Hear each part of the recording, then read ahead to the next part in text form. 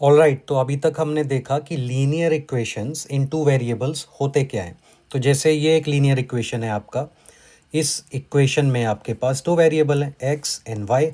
And ये linear क्यों है? क्योंकि इसके वेरिएबल्स की मैक्सिमम पावर क्या है? 1। तो हमें इतना तो समझ में आ गया कि linear equations in two variables क्या होते हैं। उसके फर्दर एग्जांपल्स हम अगर देखें तो ये भी एक linear equation in two variables का एक एग्जांपल है।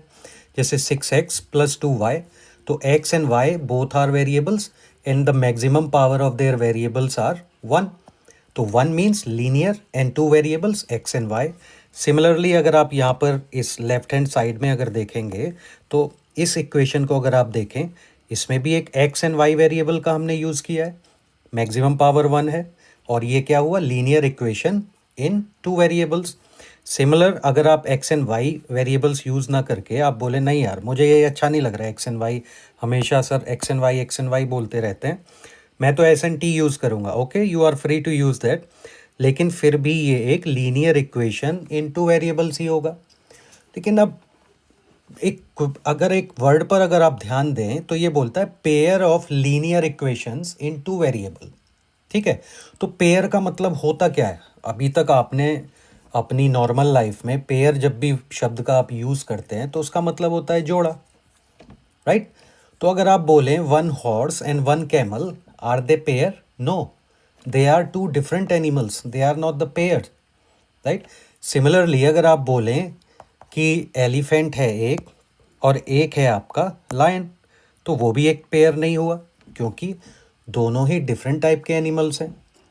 और वहीं अगर आप डेली लाइफ में आप जूता पहनते हैं अपना, तो आप क्या कहते हैं? Pair of shoes, right?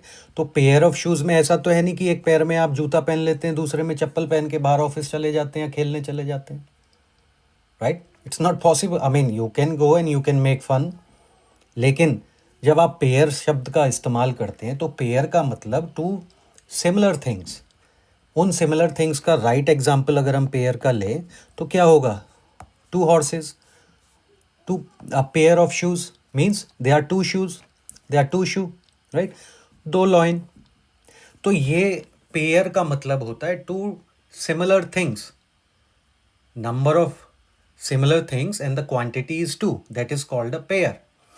वही सेम कॉन्सेप्ट आपका इस लाइन में भी हम यूज़ करेंगे जब हम बोलेंगे कि pair of linear equations in two variables. तो उसका क्या मतलब होगा? उसका मतलब होगा, अगर आप सबसे पहले हम लेफ्ट हैंड साइड पे जो 2 इक्वेशंस लिखे हुए हैं उसे पढ़ते हैं, ठीक है? तो बोलता है 4x + 5y + 1 = 0। ठीक है, ये एक इक्वेशन है, linear equation in two variables. Second equation जब हम पढ़ते हैं तो इसमें एस एंड टी वेरिएबल का यूज़ हुआ है, means they both are linear equations in two variables but these are not the pair, because आपकी पहली इक्वेशन तो एक्स एंड वाई का यूज़ कर रही है।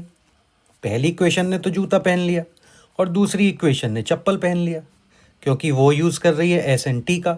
So this is not a pair.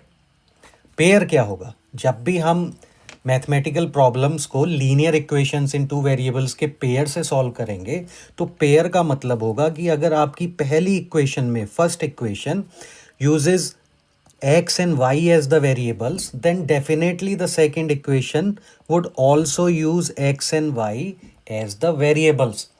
ठीक है बच्चों? तो जो दो आपकी लीनियर इक्वेशंस होंगी उनमें same x and y variables का यूज़ होगा, या तो वो x एंड y होगा या s एंड t होगा या p एंड q होगा। कोई भी 2 वेरिएबल जो होंगे वो आपकी दोनों इक्वेशंस में सेम होंगे। तो that is called pair of linear equations in two variables, right? चलिए, इस पे मुझे इतनी ही बात करनी थी।